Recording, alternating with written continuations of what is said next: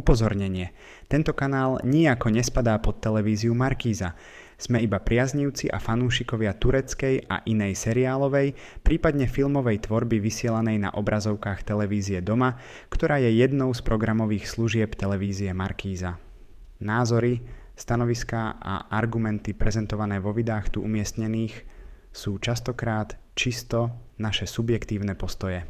Nájdete tu však aj videá, ktorých účelom je informovať vás o novinkách týkajúcich sa tureckej seriálovej tvorby vo vysielaní televízie Doma. V takýchto prípadoch sú v popise každého takéhoto videa uvedené zdroje, z ktorých sme konkrétne informácie použité vo videu čerpali. Ďakujeme za pochopenie. Markíza Classic.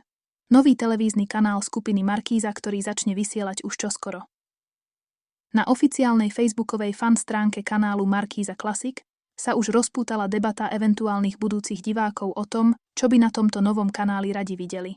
Poďme si niektoré z komentárov ukázať. Ján píše: No ja by som rád videl reprízy súťaže Milionár. Používateľ vystupujúci pod menom Julek Avalon píše toto. Rád by som tam videl nejaké staršie show, ktoré ste vysielali napríklad pred 10–15 rokmi. Napríklad Najprísnejší rodičia zo Slovenska alebo legendárne Aha dvaja v tom s Pavelom Rochňakom. A Lucia zas píše toto.